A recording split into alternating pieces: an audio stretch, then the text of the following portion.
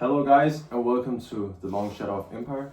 Today's episode is sponsored by Corona and let's go ahead and meet the guest. I'm on a 50 and perky, baby, what we finna do?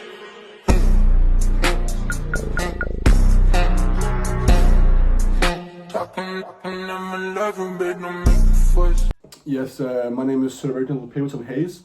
I'm retired and I'm delighted to be here. And I shared from the beginning that I think this whole discussion is very one-sided, so I'm here to hopefully bring some balance to the discussion. Perfect. Yeah. Well, I'm Arthur, and I'll be having a look at how Europeans criticized the empire from the inside. And I'm Ashol, and I'll focus on how African writers responded. Yes, and I'm John, and I'll talk about language, decolonization, and the post-colonial perspective. Wonderful. Let's start with basics. So what is British Empire and what is colonialism? Right, so at its peak around 1920, the British Empire covered about a quarter of the world. That includes India, large parts of Africa, the Caribbean, Australia, Canada. And colonialism is when one country takes control of another, takes its resources and forces its own language, religion and laws upon the people living there. You say take control, I think that's such a hard phrase. I prefer the phrase stewardship. And let's not forget one thing, the British people built the railways. So, Reginald, that's very important. Sorry I interrupt you, but you've been here for 90 seconds, and you already mentioned the railroads. I'm going to keep mentioning the railways. It's such an important step for the infrastructure. Fine. Perfect. So let's get into the text. So originally you wanted to start with Kipling? Yeah, with pleasure. Right, Kipling, he wrote The White Man's Burden. It was published in 1899. It's a poem, and in my view, it's a very misunderstood poem. A bit of background about the poem. Kipling, he was born in India in 1865 to British parents. So he grew up inside the empire and saw it as his world. He wrote the poem in 1988 as a direct message to the United States because the Americans had just taken over the Philippines after the Spanish-American War. Kipling was basically telling them, welcome to the club, and now do your duty. He wasn't a racist, he was just concerned about the empire. He literally calls colonized people half devil and half child. And it's like this. It's just misunderstood in the context, right? In the context of what exactly? The context of his time. One mustn't judge yesterday's gentleman by today's standards. Type shit. That's a classic defense. It was a different time. People say it all the time. But people at the time objected. One of the guys was Mike Twain. He attacked the poem the same year it came out. And the American writer Ernest Crosby wrote a parody called The Real White Man's Burden. And that came out in like 1902 or something. So critics did exist back then. Yeah, and looking at the poem itself, the repeated command take up is such an ethos appeal to racial superiority. And Kipling uses heavy religious words like burden and sacrifice to make conquest sound like a Christian duty. It hides the real motive, which was money, power, and resources. I have nothing but admiration for the people of the former empire, which is exactly why we have to govern them properly. Okay, Arthur, let's bring in Orwell.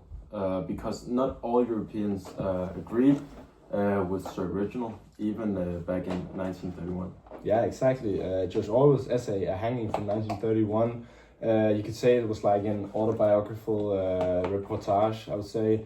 Some background, Orwell's real name was Eric Blair, and from 1922 to 1927, he worked as a colonial police officer in Burma, which was then, at that part of history, a part of British India. He saw the empire from the inside, and he hated what it did to both the colonized and the colonizers. He later said that his time in Burma made him an anti-imperialist for life, and a hanging describes this through this execution of an unnamed Hindu prisoner. The key moment in which is when the prisoner steps around a puddle on his way to the gallows. That tiny human gesture suddenly makes his humanity impossible to ignore. And the dog plays a brilliant role. It runs in and tries to lick the prisoner's face. The dog doesn't see a race. It just sees a human being that breaks the whole colonial ritual for a moment.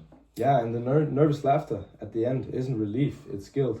Orwell shows how normal men do terrible things just by following procedure. Well, he had one bad afternoon in Burma, that hardly ruins an entire civilization's project. So Reginald, there's no going around that it is an execution. It's not. Okay, so Ashel,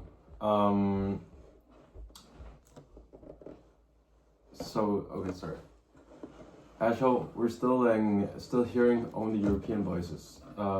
When does Decolonized speak back?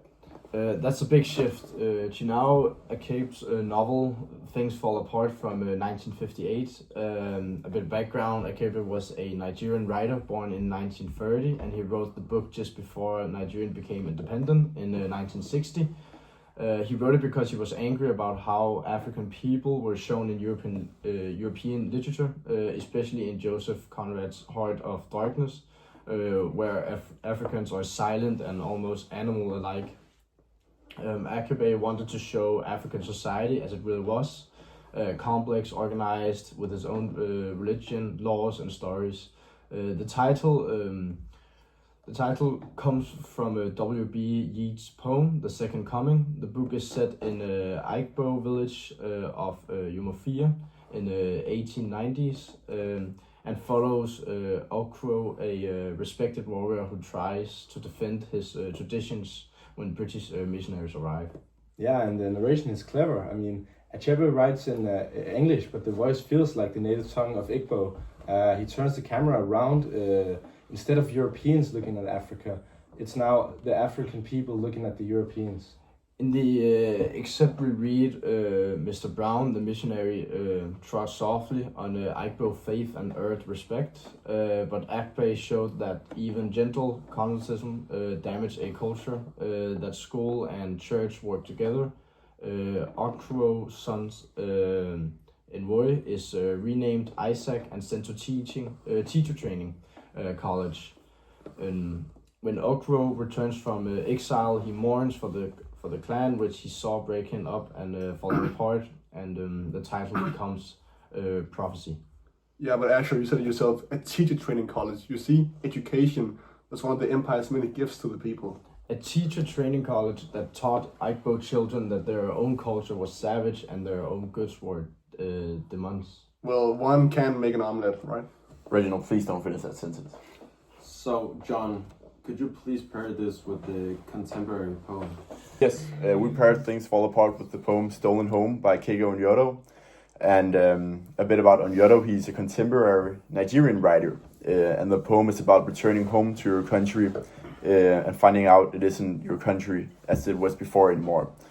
And it kind of works through contrast, where he talks about the traditional kind of things there is to your country in Nigeria, and then what effects that the colonialism had on the country, and how we still see the effects today. And that's kind of what he talks about in Things in Stolen Home. Which brings us to Ngugi, John. Yeah, so Ngugi's Wa Thiong's essay, Decolonizing the Mind, is a non-fiction essay, and it's partly autobiographical. So a bit about his background. He's a Kenyan writer, born in 1938, and he grew up under the British colony. And he started his career writing in English, but then he made a quite big decision later in his career where he switched to his mother tongue, which is called Gikuyu. And the essay, which was published in 1986, explains why he did that. So he recalls Kenya in 1952, and that's the year the British declared a state of emergency to crush the Mau Mau uprising.